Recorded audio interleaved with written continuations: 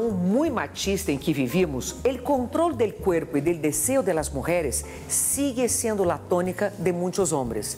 La violencia es la forma más utilizada en ese control. Y entender que violencia va mucho más allá del contacto físico. Tiene forma psicológica, humillaciones, amenazas, ataque a la moral. La subjugación del femenino torna, a lo largo da história, a mulher como uma propriedade adquirida. E com muita dificuldade e, sobretudo, espera, a mulher foi logrando rebelar-se contra essa situação. Pouco a pouco, a história vem cambiando. E apesar de que aún é uma luta intensa, já que os intentos para manter a mulher bajo controle e, sobretudo, callada, aún são muito fortes. Incluso os intentos de legitimar a violência contra a mulher, como suele passar em las violações, por exemplo. A mulher como corpo e como subjetividade sufre doble violência, la per se e la necessidade de provar ao mundo sua condição de vítima. É de admirar a força de muitas mulheres nessa luta tão desigual e, sobretudo, tão dolorosa.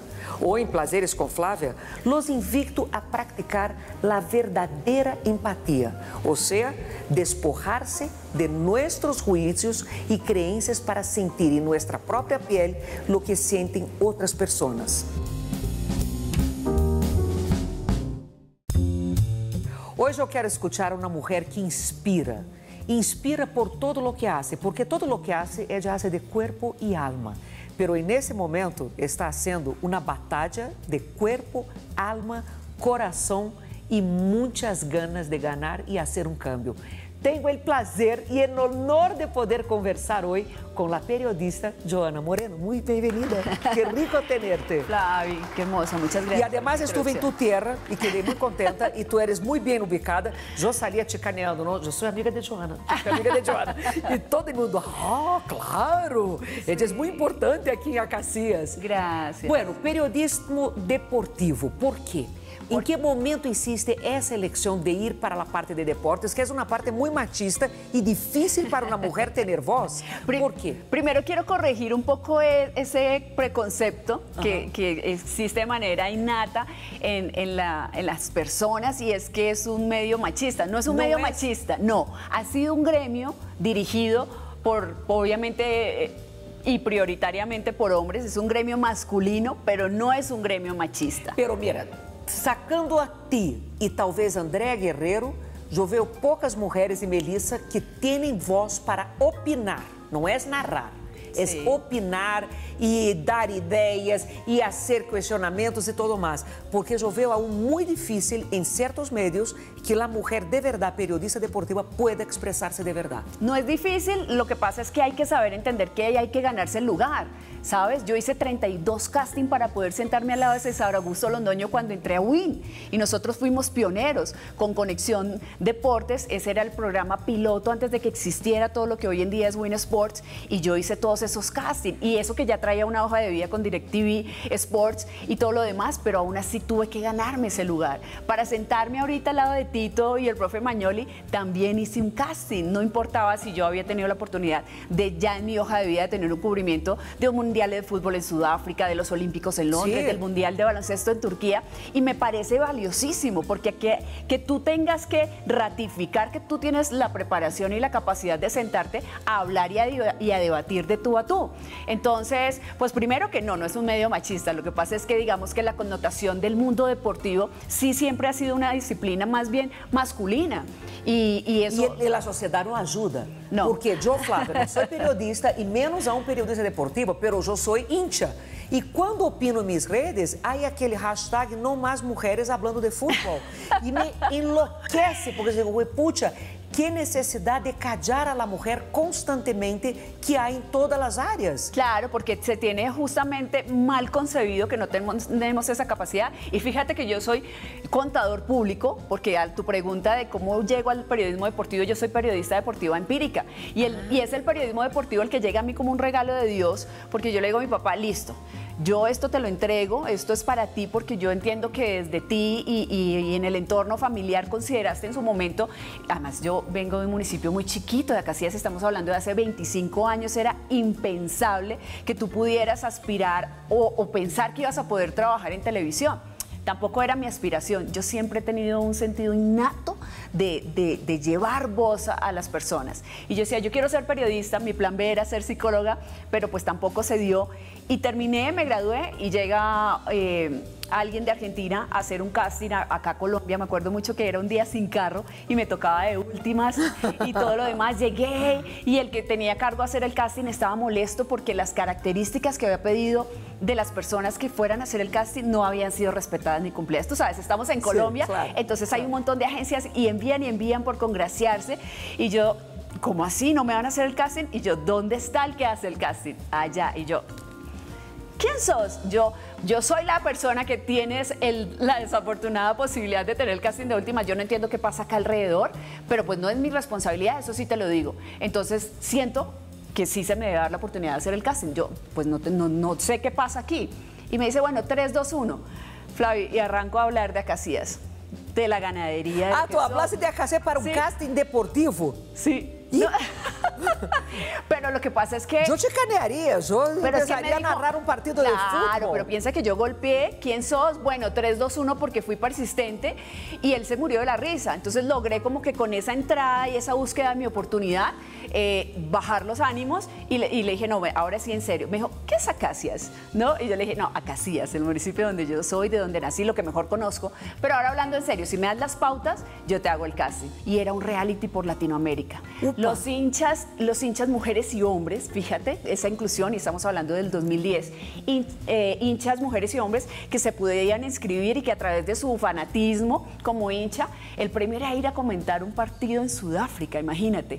Y yo alucinaba porque yo decía, ¿cómo yo estoy haciendo esto para un canal internacional? Mi primera oportunidad cuando gano el casting, pero además dando voz y dando la oportunidad a alguien que cumpla un sueño, porque claro, no tiene los recursos para estudiar, porque la vida es así, para algunos es un poco más fácil y para otros un poco más compleja de llevar, y yo alucinaba.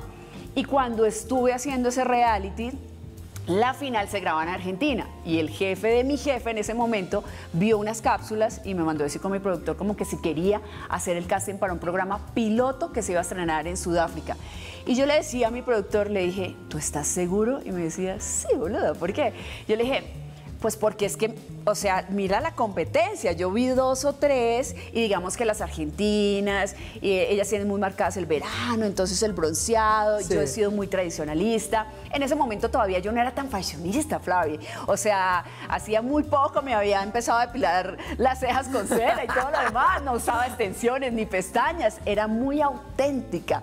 Pero yo le decía, pero bueno, si él vio algo en mí, ¿cómo no lo voy a ver yo? Bueno, yo hago el casting. Me lo gané. Y yo no lo podía creer, entonces me fui a Sudáfrica. ¿Y ahí te fuiste, hiciste el programa allá? Sí, de hecho me estreno y mira qué tan lindo cuando las personas no tienen esas ideas preconcebidas de que hay que tener una serie de requisitos para que tú puedas demostrar quién eres. Si tú tienes las capacidades, tú las tienes aquí, allá, arriba o abajo o donde sea. Y fíjate que me estrenan, me dan la posibilidad justamente en el lanzamiento del Mundial, 7 horas de cubrimiento al lado de Juan Pablo Varsky, que es uno de los referentes deportivos más importantes de Latinoamérica. Y él tenía un libro así como una Biblia, me decía, si quieres leer, si cualquier cosa, y yo ahí... Y no importaba si yo no era la Varsky femenina, importaba era que lo que habían reconocido en mis cápsulas y en mi trabajo, que me tenía ahí posesionada, era suficiente para estar al lado del más importante, el referente más importante. Y ahí arranca toda mi historia y me fui quedando. Bueno, hablando sobre eso, entonces, ¿cuál fue tu más grande desafío en la carrera? Porque todo me parece un desafío. Ya el primer casting, el reality, llegar en Sudáfrica, ¿cuál fue el gran desafío de tu carrera? Creo que el reto más particular, no más complejo, pero sí más particular, fue ese último casting, el 32, porque se suponía que era un pregrabado de lo que iba a ser el formato del programa con César, con Huguito Hillera, que es el padrino de bautizo de mi hija, con Sergio Galván Rey y con Diego Rueda. Y yo estaba allá en un rinconcito, Flavi, y ellos allá en el set, los 4. Y entonces, entra César, bueno, listo, estamos todos. Yo, bueno, sí, nerviosa, pero normal. Bueno, ¿sabías que vamos en vivo, cierto? Y yo, ¡oh! No. ¿Cómo así que en vivo? Sí, 3, 2, 1. Claro, el reto era decirnos pase en vivo ahí. Y entonces me acuerdo muchísimo, yo ahí en ese momento no era tan experta en la técnica, ¿sabes? Y empieza César, bueno, entonces, ¿qué opinas de la selección Colombia? Porque entonces posiblemente va a llegar Pekerman y entonces James por derecha y la posición taca, taca, taca, taca, taca, taca, taca, y yo iba como, bueno, ¿en qué opinas? Y yo, ¿qué vamos a ganar? ¿Qué vamos a ganar? Alguna cosa vamos a ganar. Y todos ahí pendientes de que iba a contestar yo.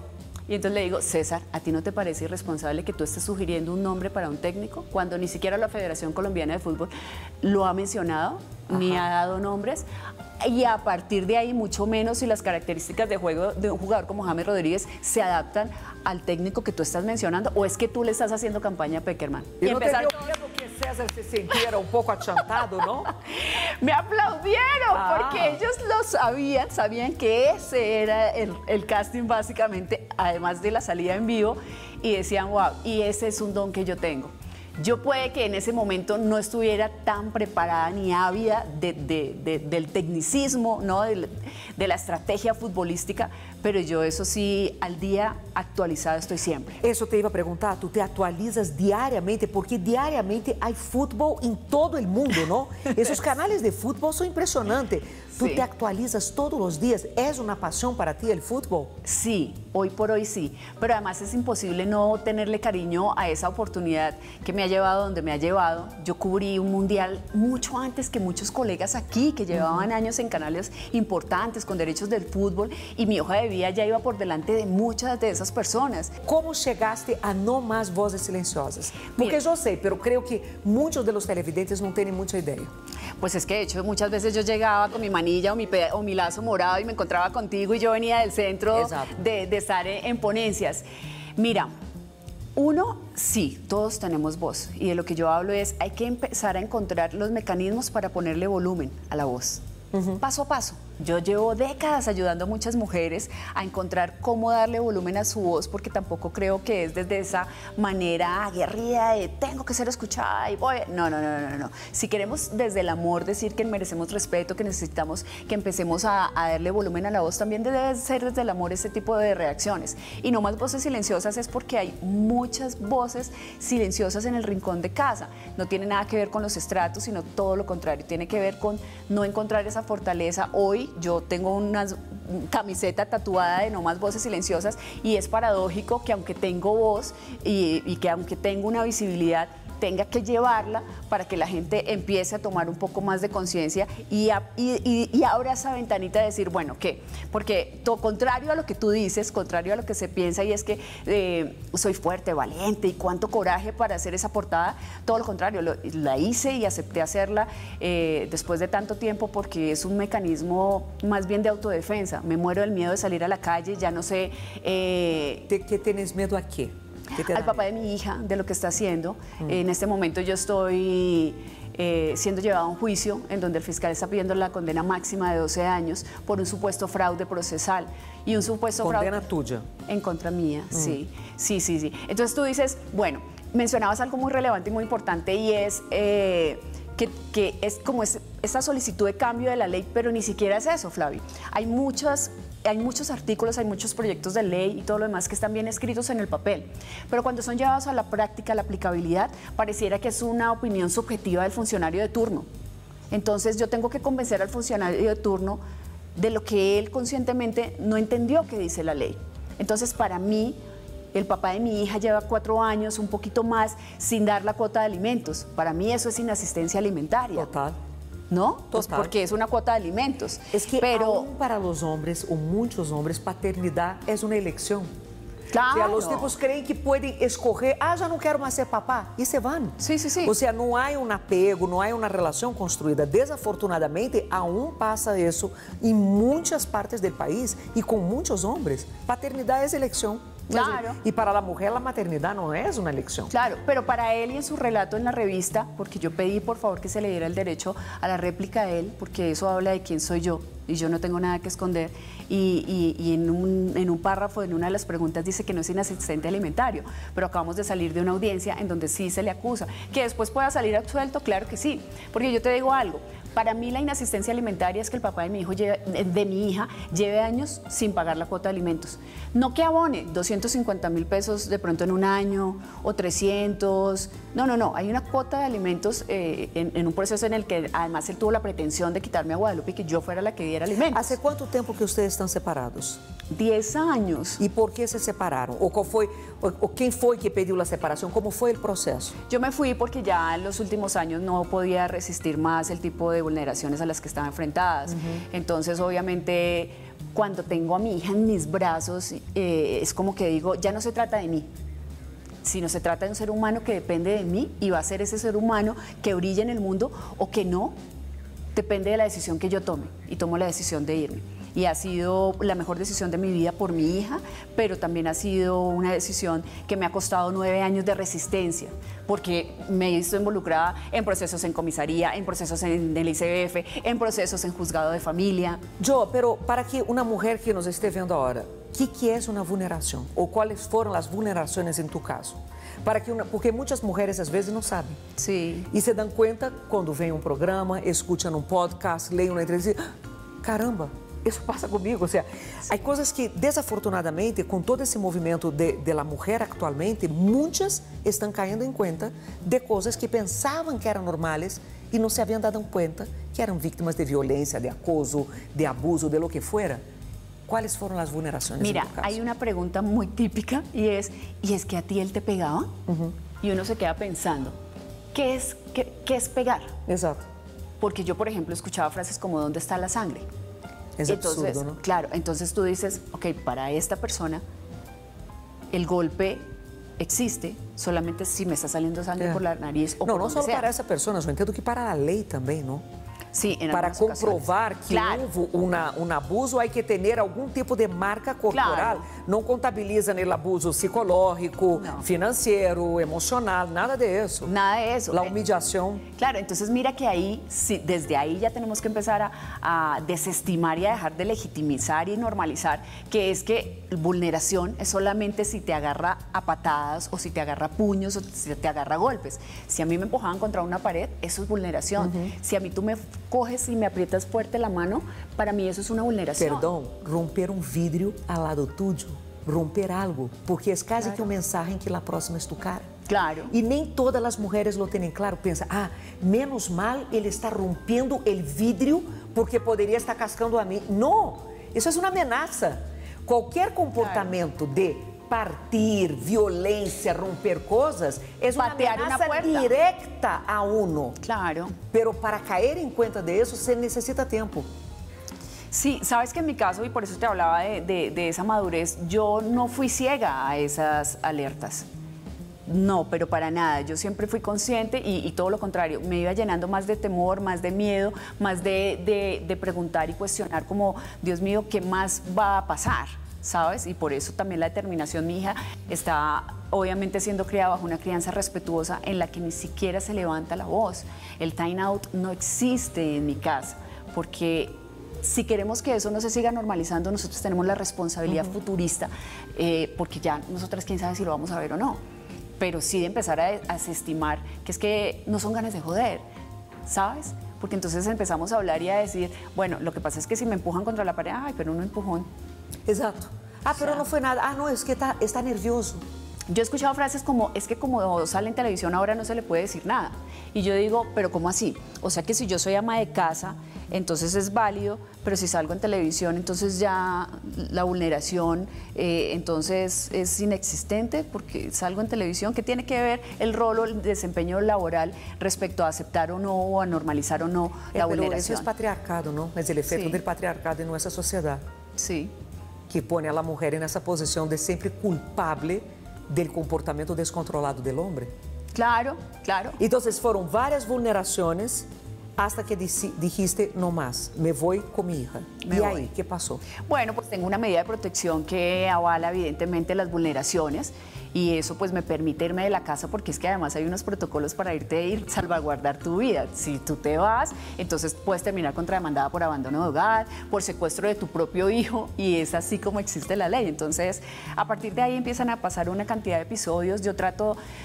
Mi estrategia siempre fue la resistencia, ¿sabes? Como un día se va a cansar, un día ya no más, un día no va a pasar, pero era inevitable. O sea, el papá de mi hija tiene una cuota de alimentos porque él me llevó a un juzgado de familia en Bogotá a decir que él podía hacerse cargo de mi hija y yo no, y que yo tenía que darle alimentos. Vamos a un corte muy rápido porque yo necesito tomar un sorbito de vino para preguntar un poco más a fondo eso. No se me vayan que ya regreso con Joan.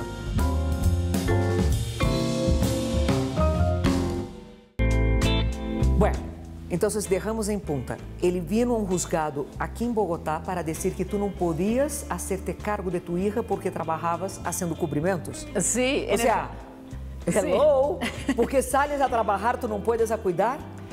Y en su historia sí, en la forma en la que el papá de mi hija ve su mundo, sí. Y el punto acá es que nos toca salir a demostrar que sí. Pero si es al contrario, a los hombres no les toca demostrar nada, porque ¿sabes? la mujer siempre es Entonces, culpable. te voy a decir algo, el papá de mi hija tiene una cuota de alimentos porque él fue al juzgado 18 de familia a poner un proceso por custodia, visitas y alimentos, no porque Joana Moreno lo citó para pedirle dinero. No, él tiene una cuota de alimentos porque él puso ese proceso y allá una jueza de familia tomó la determinación de la custodia en cabeza de mamá y hay una cuota de alimentos que yo por supuesto voy a ponderar y voy a poner aquí. No porque yo fui a buscar al papá de mi hija a decirle, porque mira, yo estoy acostumbrada a trabajar. A los desafíos. A los desafíos, pero además qué triste uno perseguir a un ser humano para que... Pero ¿cómo convences a un ser humano de algo que es natural? Darle de comer a tu hijo. Claro. Darle acceso a la salud a tu hijo. Preocupado por el bienestar del hijo. Claro. Ocuparse del bienestar. Claro, entonces por eso te digo, naturalmente y orgánicamente, Flavia, si yo te digo, el papá de mi hija lleva más de 4 años sin pagar una cuota completa de alimentos, ¿para ti eso no es inasistencia? Sí, total. Pero para la ley de este país, si él dice que no tiene, es que en está Brasil bien. se pone en la cárcel, ¿sabe? Incluso hay toda una pelea cuanto a eso, porque los tipos van para la cárcel y dicen que ahí no pueden trabajar para pagar. Pero cualquier mujer, si tú pasas 3 meses sin pagar, puede meter en la cárcel. Bueno, pues acá en este país no, acá las realidades son diferentes. Acá el papá de mi hija dice no tengo y pues eso es suficiente para la ley colombiana. Para Pero los no jueces de tengo, pero tú familia. no puedes cuidarlas. Claro, pero... No tengo, pero tú no puedes ir a trabajar. Claro, pero además no solamente es el papá de mi hija diciendo que no tiene los recursos, sino es el papá de mi hija diciendo que donde vive y su calidad de vida es porque su mamá le compró un apartamento y no le cobra arriendo. Y eso es aceptado por la justicia colombiana. Él vive en un apartamento de estas condiciones y de estas cualidades, pero ¿y entonces cómo no aporta los alimentos de nuestra hija? Pero es que la ley colombiana no dice que si la mamá le regala un apartamento, él lo tiene que vender para darle los alimentos a la hija. No, pero yo digo que él viene de algo que de alguna manera aprendió que tiene una mamá, que hay alguien que se preocupa por él, que le regala un apartamento, pero él no se preocupa por la hija. Sí, pero además es que no solo es el hecho de que él como papá no se preocupa por proveer a nuestra hija en alimentos, en salud y en educación. Entonces tú dices, bueno, pero tú tienes una póliza, una prepagada, porque no hablemos de EPS, porque si es una EPS, pues eso connotaría una pobreza o una carencia de quizás, o un trabajo mal remunerado, ¿sabes? Hay tantas vicisitudes. Pero cuando tú escuchas en una audiencia de inasistencia alimentaria que la abogada del papá de mi hija dice, sí, él tiene una póliza y una prepagada, pero se la paga la mamá. Y entonces tú dices, es imposible no cuestionar cómo en lugar de decirle a la mamá, prefiero que asegures a mi hija y mi hija tenga acceso a la salud. Exacto. Pero es que la justicia colombiana lo permite. Entonces, la justicia colombiana no va y le dice, qué pena, pero es que si a usted su mamá le está pagando una póliza, ¿cierto? Que es un seguro particular, privado, que además da acceso y que demuestra una condición y un status quo de vida, debiera usted ser garante primero a su hija, pues entonces, pues, ¿qué más puedes tú esperar? Si es que la ley colombiana dice, ah, bueno, la abogada dice es que se la paga la mamá, ah, bueno, se la paga la mamá. ¿Cómo es la relación entre ellos hoy en día? De tu hija con el papá. No hay relación porque en el 2021, y esto también es absolutamente demostrado, en la comisaría de Acacías en el 2021, mi hija se va con su papá, le correspondía la semana de receso, a su papá con ella, se va, me incomunica, yo duro 4 días sin poder hablar ni poder conversar con mi hija, no sabía qué estaba pasando con mi hija, y el abuelo paterno de mi hija llega a la finca, la encuentra en una crisis nerviosa, la encuentra mal, me llama, yo estaba en Barranquilla haciendo un cubrimiento de partidos de eliminatorias de la Selección Colombia, que además me tocó pedirle permiso a mi jefe, a Tito, salirme del cubrimiento y todo lo demás. Su propio abuelo paterno le quita a mi hija a su propio hijo, me llama, me dice, necesito entregártela, ella no tiene por qué estar obligada a estar aquí, si no quiere, no. Y pues la comisaría de familia le quita en octubre del 2021 las visitas de manera provisional y le solicita hacer un tratamiento, unas terapias y hacer llegar los registros de que lo está haciendo para que le hagan el levantamiento de esa restricción que es provisional en el 2021 en octubre. Pues llega, no recuerdo si febrero o marzo del 2022, ya ahí lo llama el terapeuta de la comisaría de familia de Acacías a preguntarle que se les extraña que no ha llegado la documentación de las terapias, que es el requisito para que pueda ver a nuestra hija. Y él dice que él, junto a una recomendación de sus abogadas, ha tomado la decisión de olvidarse que tiene una hija por su salud, por la de él como adulto. De nuevo, o sea, Exacto. Paternidad es una opción. Yo elijo si quiero o no ser papá. Claro. Entonces, pues habla también de la clase de profesionales que existen, ¿no? También, porque hay de todo, pero eso es lo que dice.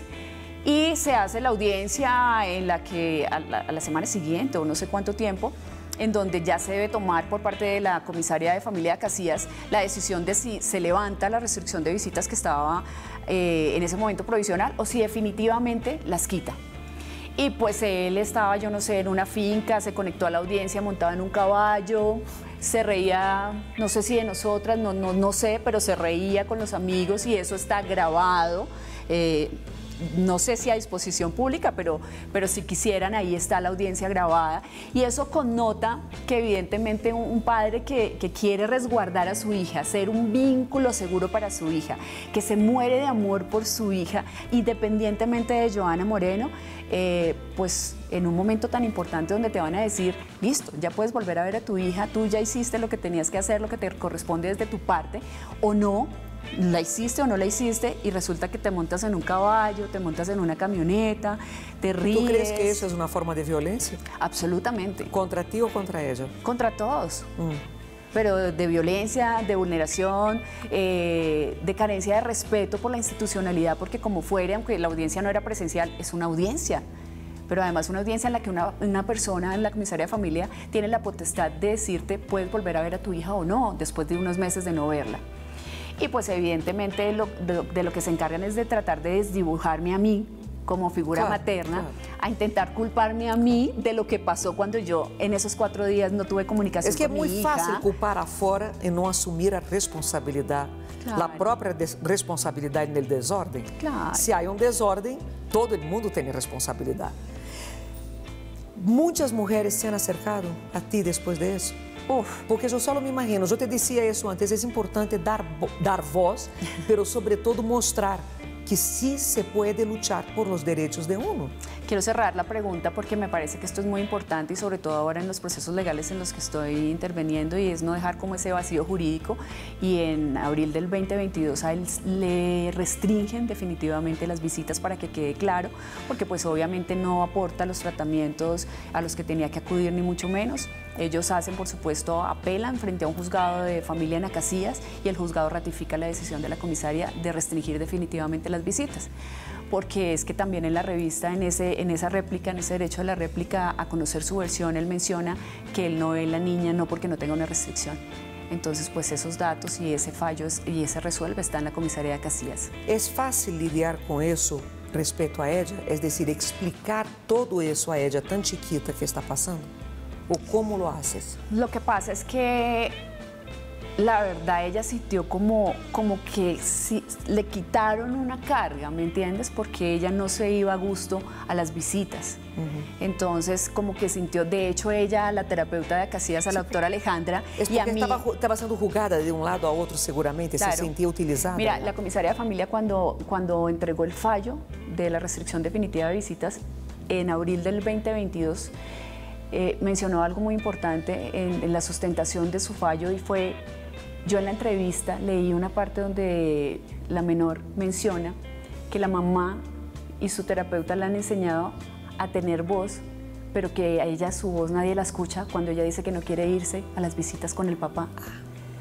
No, mira eso. Qué punto importante eso, Joel. Eso me rompió. Total. Mucho porque, wow, era un golpe de realidad.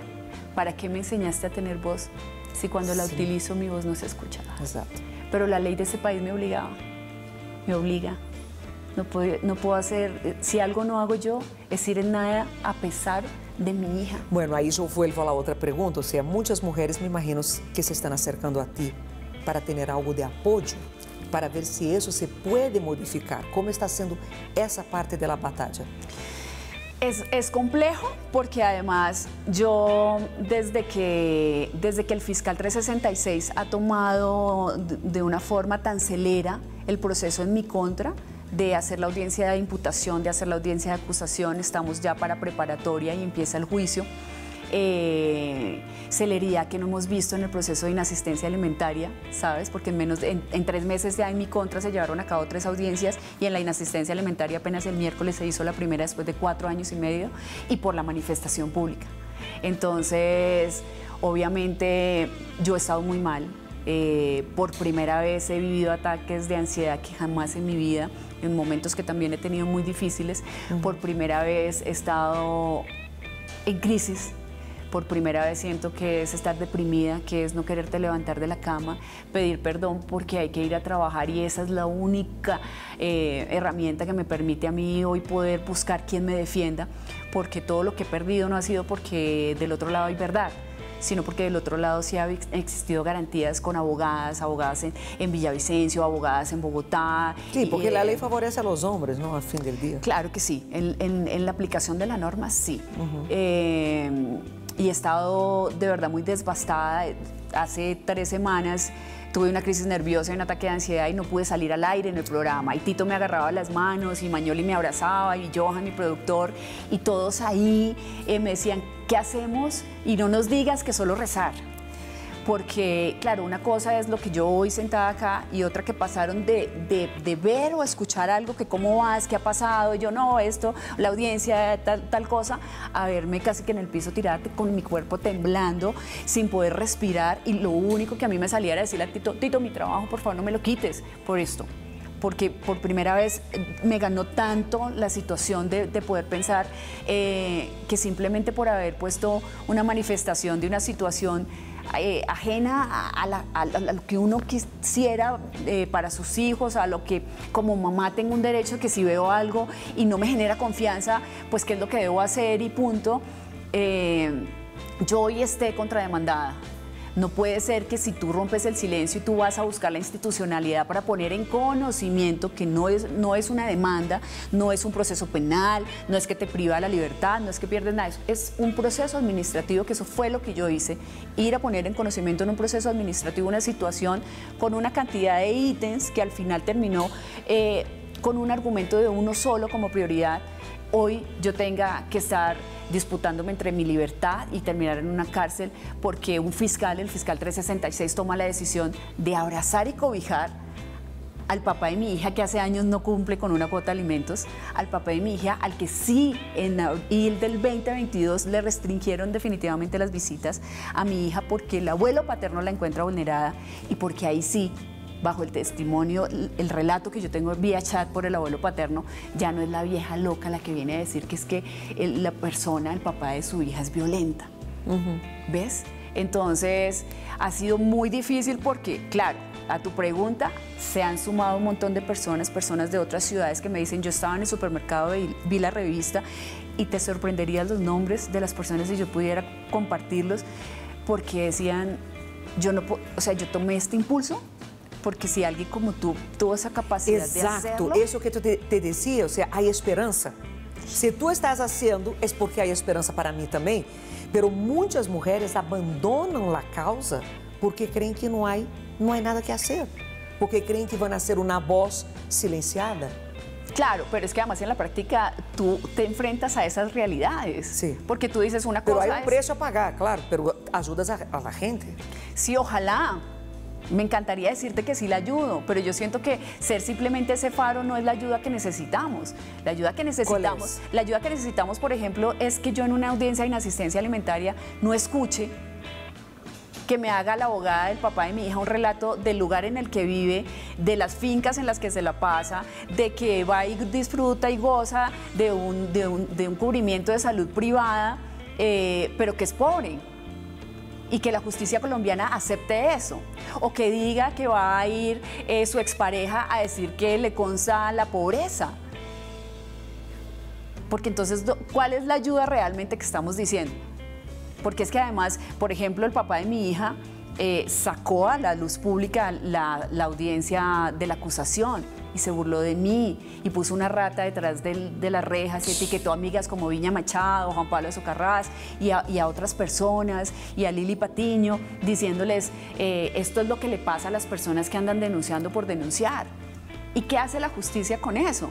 Porque ¿cómo puede ser que una persona que no da alimentos para su hija, que sí tiene una prepagada para cuidar su salud, pero a la justicia le dice que es pobre y para la justicia es válido, pero además sale en las redes públicas con un mensaje tan poderoso, tan difícil, en una connotación tan difícil en la violencia de género, como es que yo digo, no más voces silenciosas, subamos el volumen, y en los canales de televisión sale un comercial muy reconocido de eso es violencia psicológica solo porque la esposa le dice al esposo que quiere volver a estudiar. Pero resulta que el papá de mi hija, que no va de alimentos, que goza y disfruta de una póliza de salud, que vive en un estrato... No permite a ella estudiar, porque no le dan la plata para eso. No, nada, o sea, nada. Mi hija sale adelante por lo que yo hago para mi hija. Entonces, claro, tú dices, pero en la práctica, ¿cómo puede ser posible entonces que el fiscal 366 esté pidiendo que a mí me metan a la cárcel y que eso al papá de mi hija le dé tanta seguridad que sale en sus redes sociales a decir que eso es lo que yo merezco y que yo merezco que él me castigue por haber ido a poner en conocimiento que a mi hija la vulneran? ¿Y sabes por qué pasa? Porque la fiscalía abraza al inasistente alimentario. Joa, antes que naciera tu hija, antes que fueras a vivir con él, ¿nunca te ha dado ni una señal de alarma? De que era en ese rasgo de personalidad. Los primeros años no. Nosotros, es que nosotros duramos casi 12 años. No, es que se dice que uno solo conoce cuando se separa, ¿no? Es cierto. Que solo se conoce a la pareja ahí, sí, en ese momento de la separación, pero nunca antes así. Às vezes en el noviazgo y uno tiene una tendencia a perdonar o dice, ay no, yo interpreté mal, nada en ese estilo. Es que nosotros empezamos muy chiquitos, porque mira que eso es lo otro que hay que empezar a desarraigar desde nosotros mismos, pero no te diste cuenta quién era. Y uno, primero, pues en mi caso no, porque nosotros empezamos a los 21 o 22 años, yo me separé a los 30, ya iba a cumplir 34 años, Flavio. O sea, yo duré casi 12 o 13 años con el papá de mi hija, en una etapa de formación muy importante, claro, de crecimiento, claro, muy importante. Claro. O sea, no pero hubo momentos ahí donde tú te... Después de unos años, sí. Cuando él empieza Pero ¿qué señales, por ejemplo? Te pregunto porque hay gente, de nuevo, que no sabe y que va tomando conocimiento de acuerdo con que va escuchando. ¿Qué señales? Claro que Hoy sí. Mirando hacia atrás. No me jodas, sígame jodiendo y verá lo que le va a pasar. Hay que ser bastante cuidadoso porque además todo lo que pasa al interior del hogar, si tú no tienes una cámara o lo que sea, puede ser utilizado en tu contra, porque quién sabe cuándo le van a pasar las cosas y yo te llamo, Flavia, ven que el papá de mi hija va a hacer esto y entonces hay un testigo.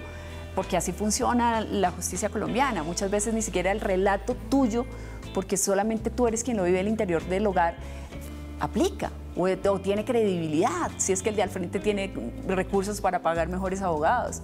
Yo iba al timbo al tambo, o sea, hay una cantidad de cosas que yo perdí porque yo iba con la abogada de la Secretaría de la Mujer que no sabía o que le daba miedo, como la abogada de él me hablaba o me trataba o la trataba ella en una audiencia con esa fuerza y esa convicción de defenderlo, o con un abogado de turno de la Defensoría del pueblo. Una vez me tocó una fiscal que llegó con la carpeta y la fiscal me tenía que resguardar a mí y me llamó por otro nombre y le dije, no, me llamo Joana Moreno. Ah, usted no es no sé quién. Ah, me traje el que no era. Ai, não, que incompetência. Sí, qué fragilidad para uno. Vamos a um corte, pero quando regressamos eu quero saber qual foi o detonante. Qual foi a gota que rebosou a copa que te hizo tomar a decisão. Pero já.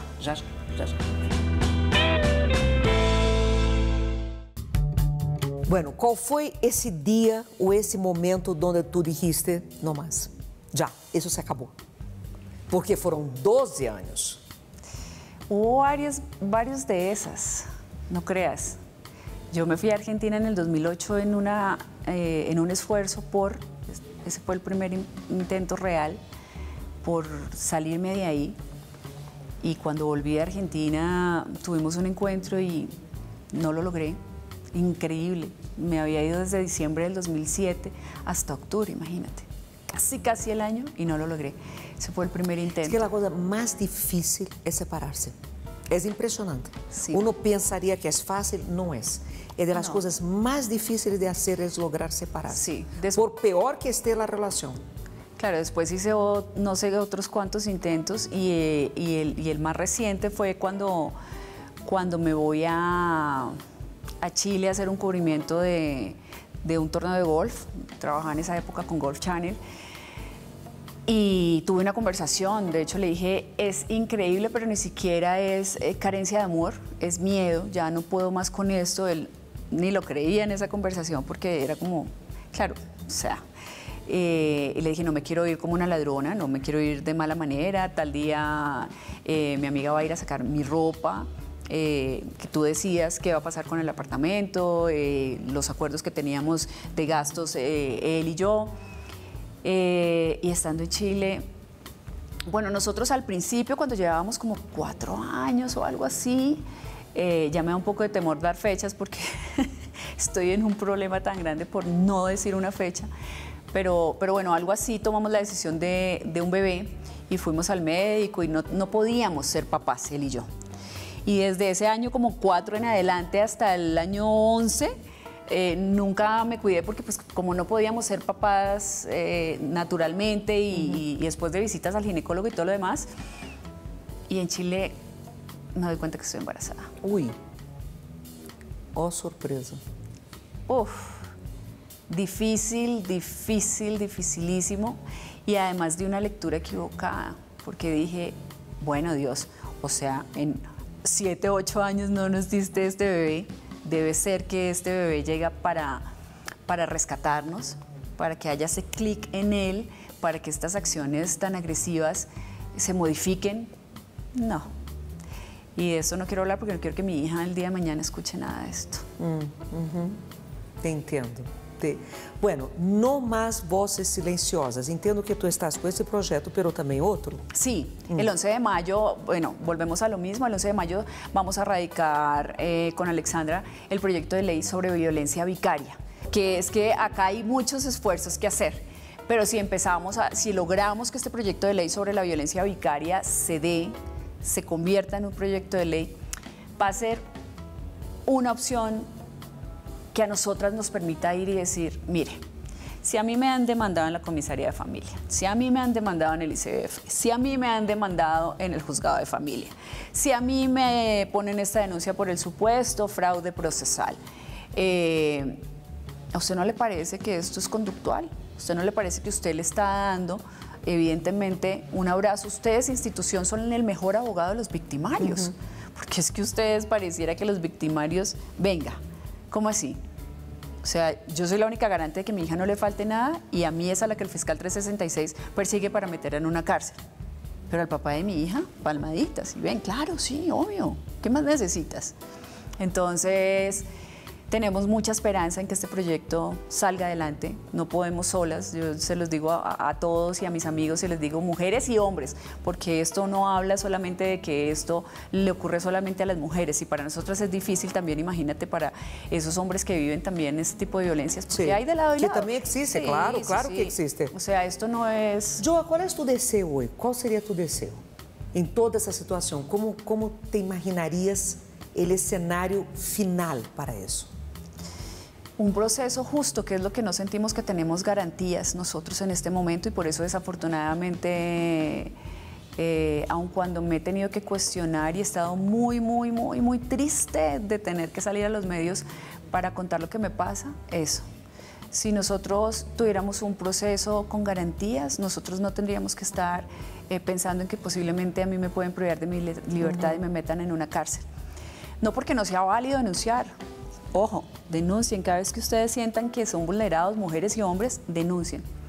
Pero si en un proceso de un supuesto fraude procesal en donde se desvirtúa una fotografía y unos hechos y se reduce a una pena de 5 a 12 años solamente porque se supone que yo modifiqué una fecha ¿para qué? Porque es que al final del día el papá de mi hija siempre ha tenido las visitas, siempre ha tenido sus derechos, o sea... Es absurdo que yo esté en esta posición solamente porque el fiscal dice que por mi rol de periodista yo sé hilar historias. ¿Qué dirías tú hoy a esas mujeres que están siendo víctimas de violencia, pero no saben cómo salir de ahí?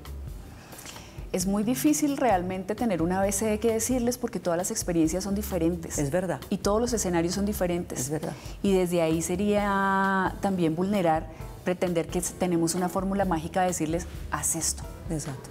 Lo único es que no se responsabilicen y sientan que en la inmediatez de, por ejemplo, las mujeres que me han escrito porque en el supermercado vieron la revista, tomaron el impulso, no sientan que mi momento es el suyo. Cuando ustedes sientan en su corazón que es su momento, porque cada uno tiene un tiempo distinto, ¿no? Sí. Cada persona tiene un camino para hacer, para llegar a la seguridad de tomar decisiones en la vida. Totalmente. Lástima que algunas veces les cueste la vida, porque en algunos casos cuesta la vida, ¿no? O nos cueste la libertad. Também, o la libertad.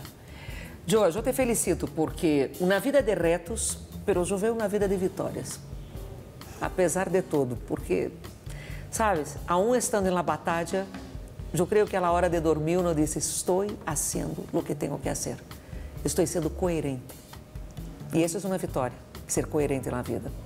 Sí, y yo pienso que al final del día, más allá de cómo se estén dando las cosas, a pesar de la carencia de garantías y a pesar de la aplicabilidad de la ley bien, ¿no? En la práctica y no en la subjetividad de una interpretación de un funcionario público que muchas veces no tiene ni siquiera la preparación para tomar un fallo y una decisión que enmarca la vida de un mini ser humano para este mundo. Ese es el entendimiento de que a veces pues las cosas son así y hay que afrontarlas. No es fácil, pero bueno, aquí estamos. Cheers. Camino largo aún, pero coherente. E eu creio que há que celebrar a coerência. Nem todas as pessoas são coerentes na vida. Te saludo por isso. Sim. Gracias, Joa, por venir. Gracias por contarnos. De verdade, se requer muita força para tocar esses temas tão dolorosos. Te agradeço muito. A todos vocês que estiveram conectados com nós outros, importante apoiar essa causa de Joa. Eu creio que vamos a ter um pouquinho mais de coerência, vamos a meter a mão no coração e vamos a ver que é o que podemos fazer para cambiar certos modelos que de verdade não estão funcionando na sociedade. Graças a nossos muebles to go, que fazem com que nós outras estemos aqui com o tempo perdido de tão cômodos que são. Nossas pizzas de Vera Pizza, porque agora vou invitar a Joana a comer uma pizza deliciosa, e nossos vinitos de Rumbajá, que sempre fazem com que nossas noites sejam muito mais saborosas. E nós outros, nos vemos na próxima semana.